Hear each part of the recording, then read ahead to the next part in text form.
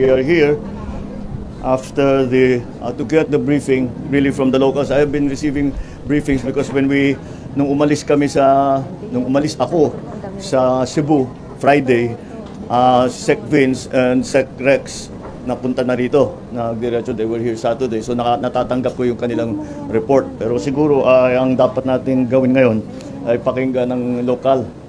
What is the report from your office para alam namin yung kailangan namin gawin. Gov. Nelson, sige, please go ahead. Magandang araw po sa atin lahat. Maraming salamat, kagalang-galang na Presidente Ferdinand Marcos, sa inyong pagdalaw dito sa probinsya ng Davao Oriental, 10 ng ating mga Cabinet Secretary and other national agencies.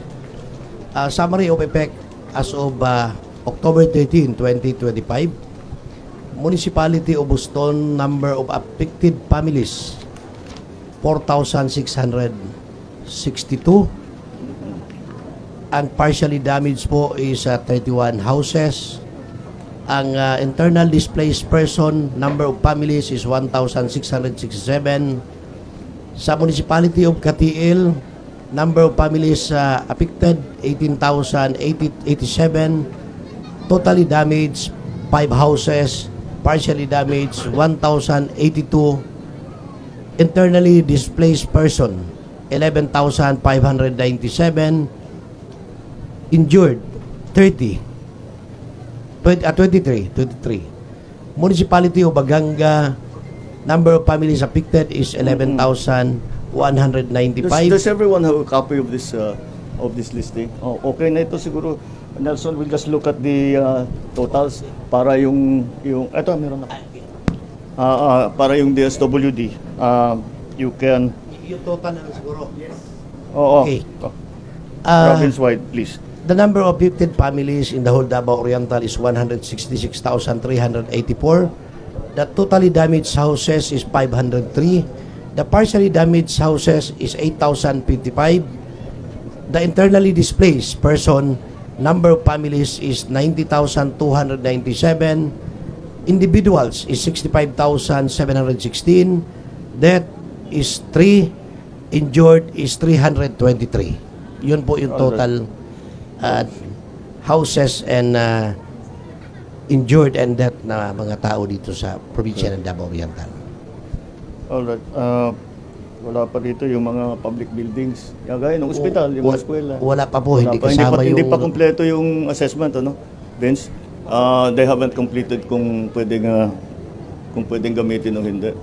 Matatapos Not siguro sa President within the day. Oh, okay. Very good. All right. Yes po, yes po.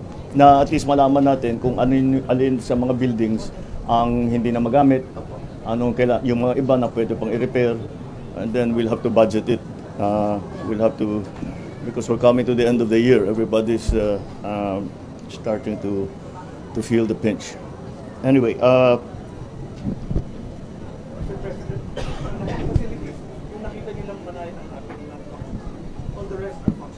I see.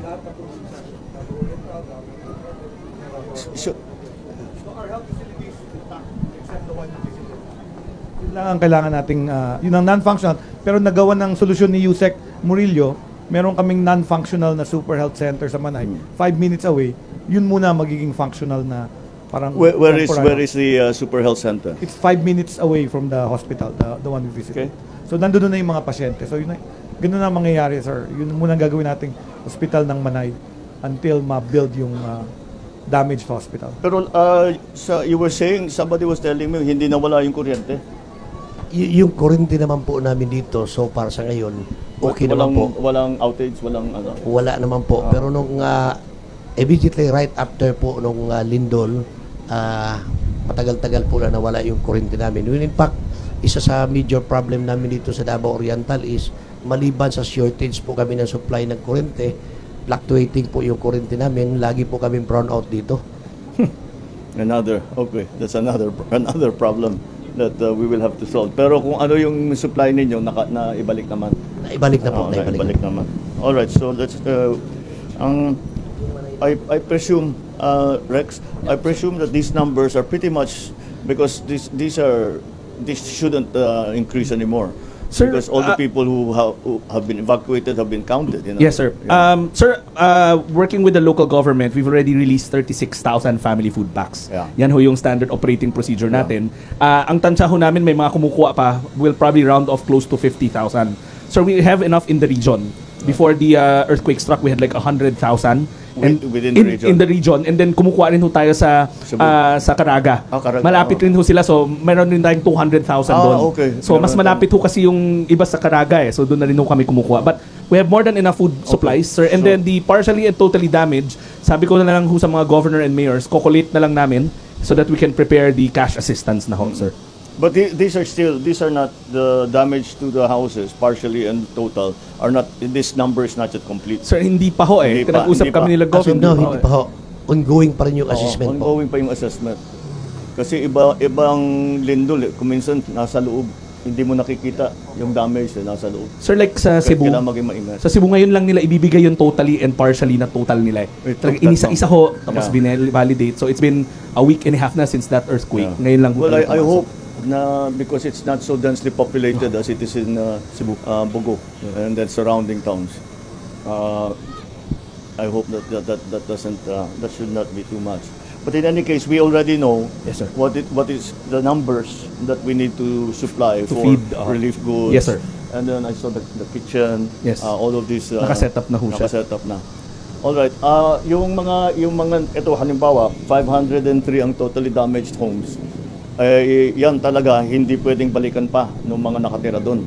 Kaya maglalagay doon yung naging solution namin sa Cebu was tent city. Pero meron tayong mas bagong sistema.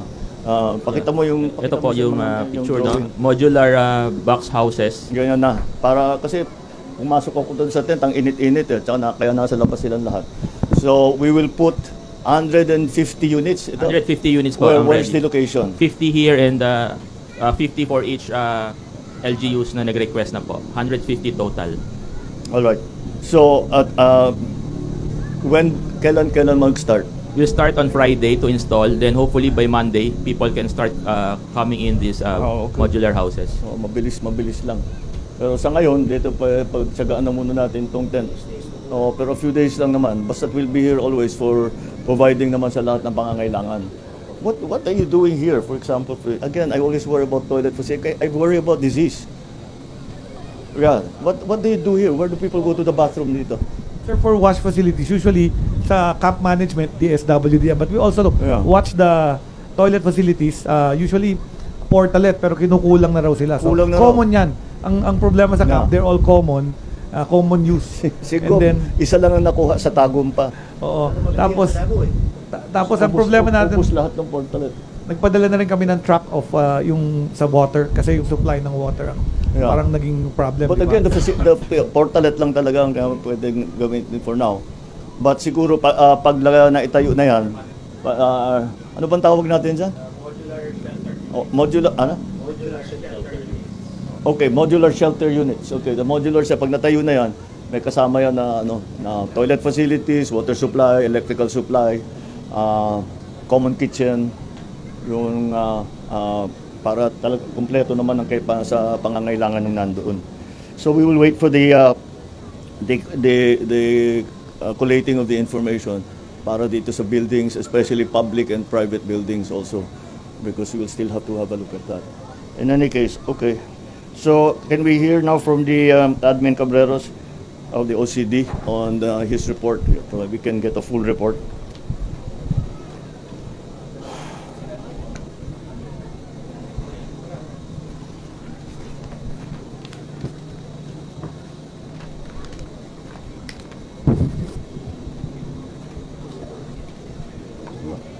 Good noon to everyone. Good noon to our President. For the consolidated report of with regards to the 7.4 earthquake and 6.8 earthquake, which they call it doublet, we have recorded that 331 barangays were affected with 132,000 families with 520,000 individuals. And due to the tsunami warning, there were preemptive evacuation conducted wherein there were 2,725 families were evacuated. Likewise, as of immediately after the aftermath of the earthquake, we have recorded 18. Sorry, I cannot see. 18 evacuation centers established with 2,000 evacuees inside the evacuation centers, and there are also 52 outside evacuation centers with 192 persons, 192,000 persons outside the evacuation centers. And on casualties, we have recorded 8 and 389 injured without a missing person. For damaged houses, we have recorded 2,102 total damages, with 298 totally damaged and 1,804 partially damaged. On the status of lifelines, everything has been restored except for some roads which are still under repair, and 5 roads and 3 bridges. For power, telecom, water were all restored. So after the earthquake, or during the earthquake, there were a suspension of classes and work. There were 163 LGUs who suspended classes, and 142 LGUs suspended work. For our assistance, sir, we already provided a total of 27 million pesos to affected families. Likewise, the DSWD already provided 26,539,962 pesos worth of food and non-food items, benefiting 24,358 families. For our search and rescue and retrieval, the AFP and other uniform personnel have deployed 1,819 personnel in using 194 assets during the evacuation of the families and affected areas. And for the DOH, they have deployed medical and assessment teams in different areas, particularly in addressing the psychosocial effects of the earthquake. So that's the gathered information, and we are still gathering more information, particularly on the damaged houses. Well, the infrastructure is still going to be is still not complete. Although the evacuees, the number is, I'm pretty confident that that's already a good working number that we have. All right. So looking at the report from OCD, so we will have to be we will need to be providing for the total evacuees for all of the in and out of the evacuation centers. Yeah, which is our usual practice, which comes up to about 211,63. 263, that's 50,000. Is that about right? Yes, sir. Altogether. Yeah. Okay. So we'll deploy kitchens and the usual thing. Yeah. How do we get the hot food to people who are outside of the evacuation center? Or do we? Or Sir, hindi yun na- food packs talaga ho Food yun. packs talaga. Food packs yun. Well, as long as we can provide cash assistance, Yes, sir. they're probably staying with their friend, Relatives, neighbor, relative, yeah. So they can cook. Yes, sir. So yung pagkain na lang. So anyway, all right. So okay. Yes, that's the one. All right. So for all the local executives, ito lang, this is what we have decided to provide. This is what we think. Sorry, it's not what we decided to provide. It is what we can see is going to be the necessary support that we are going to give. So that's what I was talking about. We have now the kitchens. We have the tent cities, but we will change the tent cities into the modular shelters that we have found to be mas matibay, mas komportable, para kahit na medyo matagalan. Kasi yung infrastructure, pagka i-rehabilitate at saka rebuild, matagal ng kaunti yan eh. So, we will have to find a place na maganda naman ang kanilang lagay. So, we are providing meals from the mobile kitchen. Magbibigay din tayo ng 10,000 piso para sa mga pamilyang tuluyang nasira na ang tahanan, para mayroon silang pambili. Kung naman meron silang pambili para ayusin nila, kung baka kaya na nilang umpisahan, ayusin yung kanilang bahay. So from the Office of the President, we have put aside 50 million pesos for the province of Davao Oriental. We have put aside 15 million pesos for the municipalities of Manay, Banay, and Lupon. 10 million pesos para sa lungsod ng Mati, Tarragona, Baganga, Boston at Catil. Tigli 5 milyong piso sa municipality na Caraga at San Isidro at 3 milyong piso para sa municipality ng Governor Generoso. So para sa it's up to the LGU kung paano niyo gagamitin ito. Yung iba ginagamit para augment doon sa ginagawa ng DSWD. But the reason na binibigay namin itong pondo sa inyo, dahil as a former governor, I know that lahat ng bawat lugar may kaibahan sa pangangailangan. Yung iba, kailangan ayusin yung water supply. Yung iba, kailangan buksan yung kalsada. Iba-iba. And that's why, ang thinking namin, ibigay na lang namin sa inyo yung pondo. Mas alam ninyo kaysa sa amin ang pangangailangan dun sa area ninyo. Kaya't yan ang aming gagawin.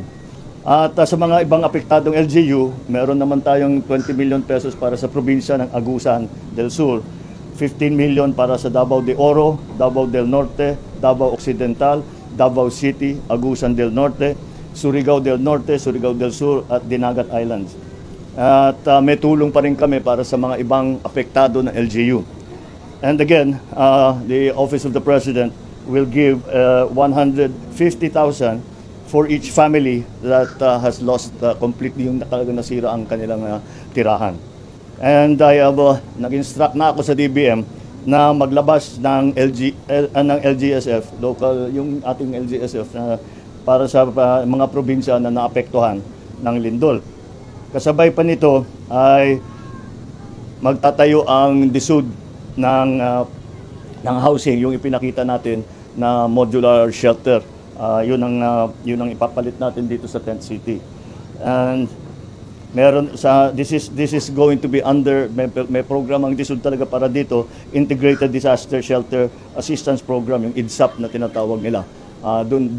Yan ang kanilang gagawing trabaho para dito sa area ninyo.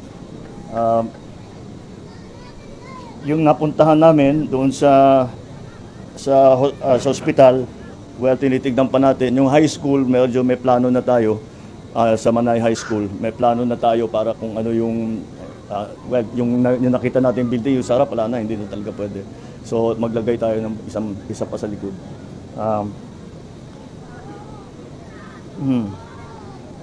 Ngayon, okay, ang DPWH ay yung mga kayang ayusin na infrastructure, yung mga minor damage, yung tinatawag na minor damage lang, gagamitin nila yung QRF nila, yung Quick Response Fund, which we have to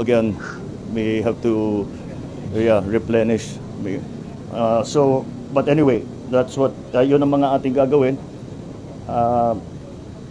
150 modular housing units, yan, napag-usapan na natin. At magdadala rin ang DSUD ng 5 milyong pisong halaga ng raw material.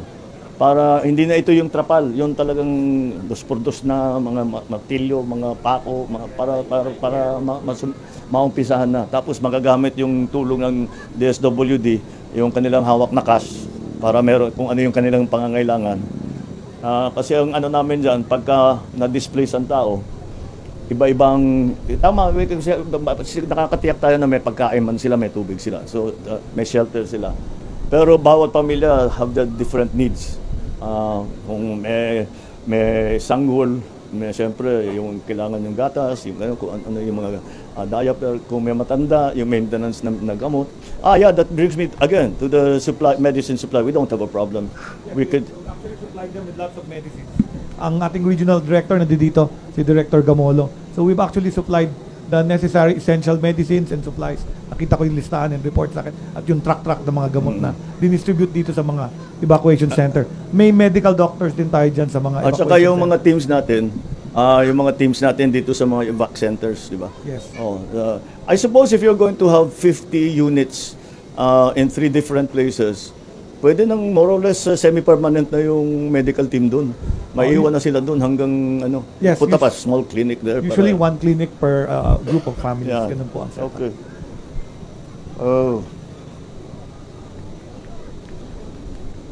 Okay, so anyway, yun ang ating plano ngayon.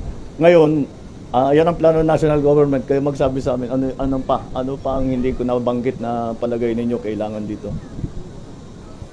Ang problema po namin, meron kaming mga municipal building, mga evacuation center na totally damaged. So yun po yung hindi namin naisali sa listahan dahil inuna po namin yung mga tao na masiguro na mailagay yung pangalan nila sa listahan po. Alright, pero umaasa kami sa mayors The mayors, yung mga mayor ang gagawa ng mga listahan ng mga dapat tulungan. So doon namin babasihan yung pag-distribute ng mga relief goods, kung anumang assistance na kailangan. Oo. So yun talaga yung buildings kasi pag lindol, infrastructure damage talaga ang problema.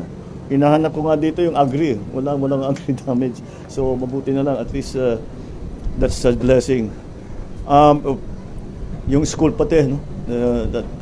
How many of the Sir, besides the high school that Sir, you went to? 900 sa whole region ho, 918 yung totally damaged, sir. So we will have to work with Sec Vince dun sa QRF and then also dun sa new classrooms. Ano na lang namin. Tama si Sec Vince, sir. If we can build mas malaki na yung i-construct kaysa dun sa nasira. Para anticipatory na rin yung parang build back better, sir. Oh, yun ang napag-usapan namin. Kasi pagka gumagawa tayo ng evacuation center ng eskwela, meron dyan standard design. Sabi ko kay Sec Vince, pag-aralan nila, alam naman natin kung saan banda yung lindol, kung nasaan yung fault line. Diyan magkakalindol. So yung mga area na ganun, dapat pag-isipan natin na medyo mas matibay-tibay para pagka ganito, hindi naman masira. Pati na rin sa mga eskwelahan, yung mga madalas daanan, pati na yung sa typhoon, yung madalas daanan ng bagyo, kayo hindi nyo problema yan. Pero sa ibang lugar, yung madalas daanan ng bagyo, ganun na rin. We have to keep that in mind na these are more delicate areas when it comes to that. Alright, so patuloy lang yung gagawin natin na Gov. Nelson yung sa pag-assess ng mga buildings para malaman natin kung ano ba talaga yung damage at saka anong kailangan, yung ibang pwede pang i-repair kung ano pang kailangan at yung hindi na ma-repair, kung ano yung gagawin natin, magtatayo tayo ng mga bago. Oo. All right, that's I think that's all that these are all the issues we've tried to cover for today. At tuloy-tuloy lang ang yung lagi kong sinasabi sa ating mga nagiging biktima pagka may sakuna kagaya nito, ay lagi kong sinasabi na huwag kayong magdadalawang isip kung anong pangangailangan ninyo, sabihin ninyo sa amin. Kung kaya namin dalhin, kaya namin ibigay, gagawin namin. At hindi ito pangminsanan lamang. Hindi kami aalis dito, hindi aalis ang DSWD, ang DOH, ang DPWH, lahat na yang DSUD, ang CDO, lahat wala sa aming aalis dito hangga't lahat ng the citizens na natamaan ay nakabalik na sa more or less na normal na buhay. Hindi na nangangailangan ng relief goods, hindi na nangangailangan ng shelter, hindi na nangangailangan ng gamot, hindi na at least na emergency yun ang ating gagawin. So that's our job. So we have to do this together with the local government. Yan ang lagi kong kasi ang local government talaga ang pinaka authoritative. Kayo alam ninyo kung saan yung problema, alam din ninyo kung ano yung dapat maging solusyon. So nakikinig kami sa inyo. At I hope that for now, at least people are already meron silang masilungan, meron na silang kinakain. That's okay na yun for now. Pero tuloy-tuloy pa rin yung pagdala ng suporta. Okay? Any other matters that anybody wants to bring up? Mr. President, Sige, go good ahead. afternoon po. In Good behalf afternoon. po of the people of Tarragona, we wish to extend our heartfelt gratitude po for you po and for our agencies na nandito po for the immediate response, especially po for DSWD and with the rest of the attached agencies. Maraming salamat po talaga. Hindi po nahirapan kami sa local government because of the interventions. Although nasagot naman po yung mga kailangan po namin, short term, medium term, and long term. Sa short term po, alam ko pong nandito si DSWD, but we are looking into yung sustainability po ng food requirement ng aming mga evacuees, knowing na marami po kaming severely damaged na houses, totally damaged houses, so they will be staying longer. I'm afraid baka kukulangin po kami sa pagkain and all other needs of our evacuees, no? And for the medium term naman po, we wish to say thank you very much to DSWD and DSUD who wish us to extend financial assistance.